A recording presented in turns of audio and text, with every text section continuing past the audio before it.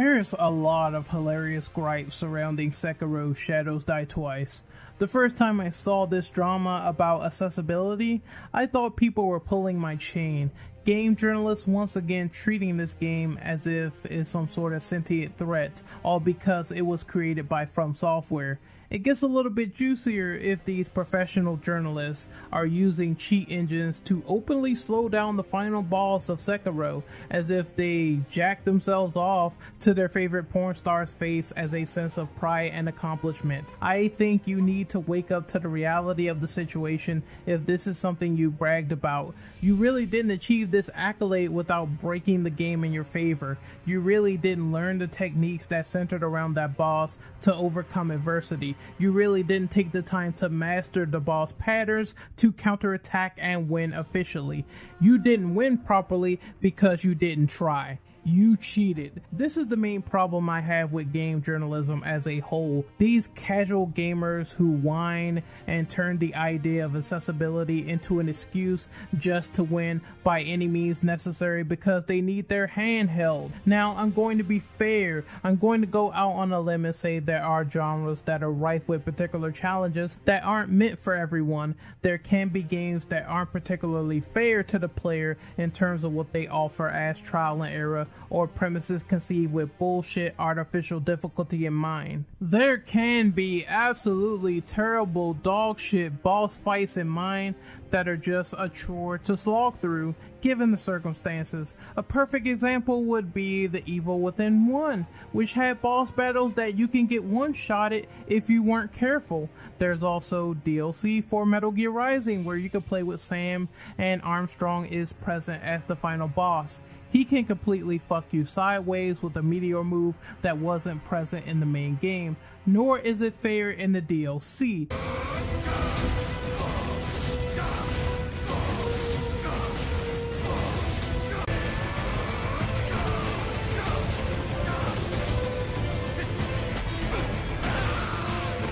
Constructive criticism is important to balance things out. It is indeed required, but if you can't even dash jump as a grown-ass man in Cuphead while children can, then something is obviously severely lost in the learning process. I didn't even mention trial and error because, if you want my personal opinion, it's not inherently bad to lose in order to learn at a video game.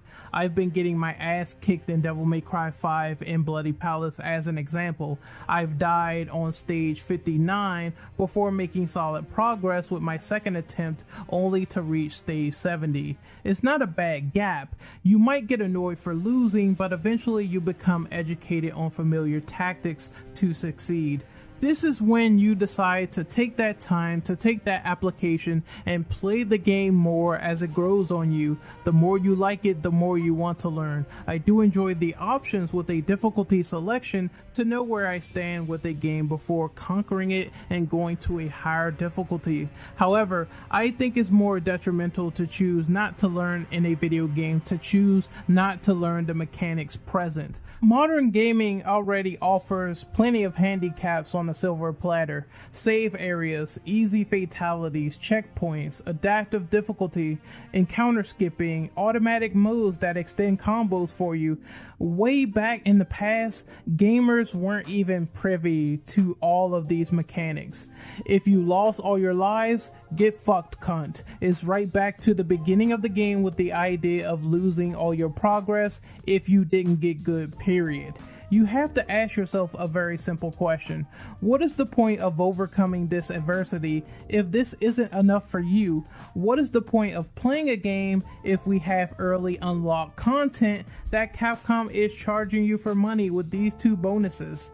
These things that give you infinite ammo, super costumes, and all of the mode unlocks early in Resident Evil 2 Remake and DMC 5 respectively. I'm sure people will make the argument that they don't have the time to get these things accordingly with natural play.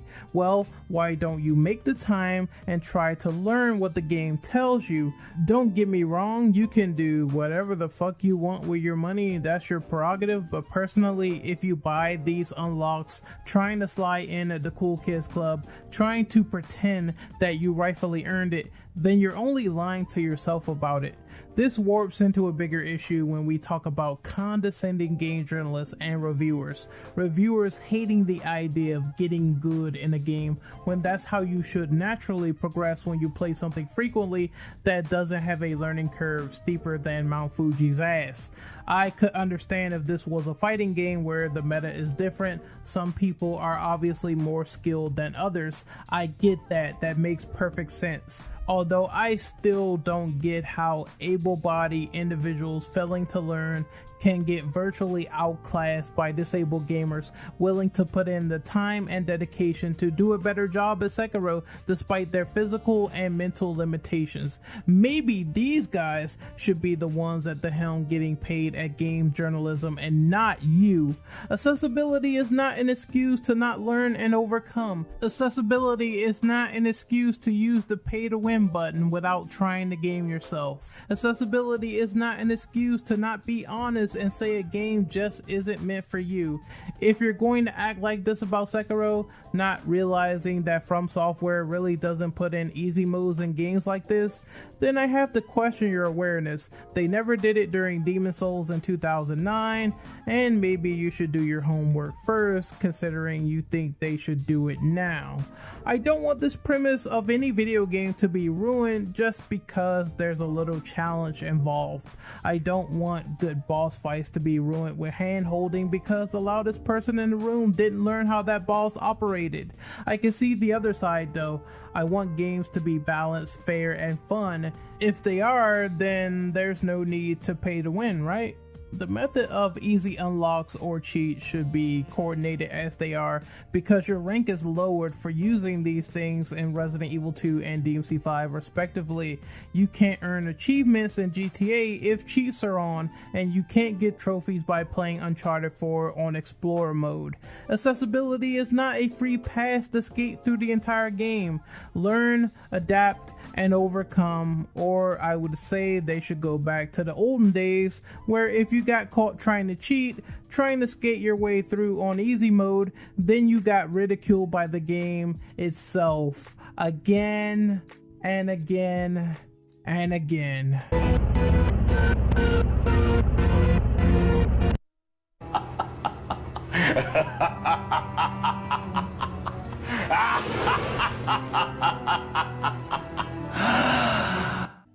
Oh, man, a little PS here. I know people will say I'm a hypocrite for criticizing pay to win when Angry Joe, Jim Sterling, and Young Boring tried to say that with DMC 5 micros. Look, they were still in the wrong about artificial grinding in games since the Faust hat alleviates this and you can share orbs between characters. They were also wrong about the quality of DMC 5 suffering due to orbs since they all gave it high praise, and buying super costumes will negate your rank anyway, so hold that loaf. This is Renegade Operative signing off. Hopefully you guys really enjoyed this video. Just had to make a few key observations about accessibility in video games, easy modes, etc.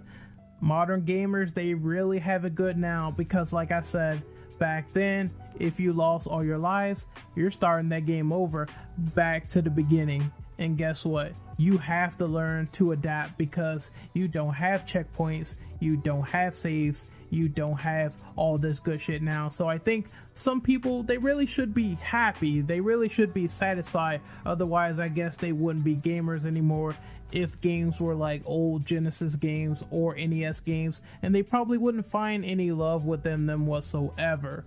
But let me know what you think in the comments below about this whole Sekiro business, about accessibility, about easy modes being more warranted within games from game journalists. What do you think about their opinions? Do you think the getting good thing really applies to these people? Do you have the same problem with artificial difficulty? Sign off in the comments below and let me know. Like I said, I like a fair and balanced experience. If a game is not challenging enough, if a game doesn't have challenge at all, what's the point of going through that game if you're entirely handheld?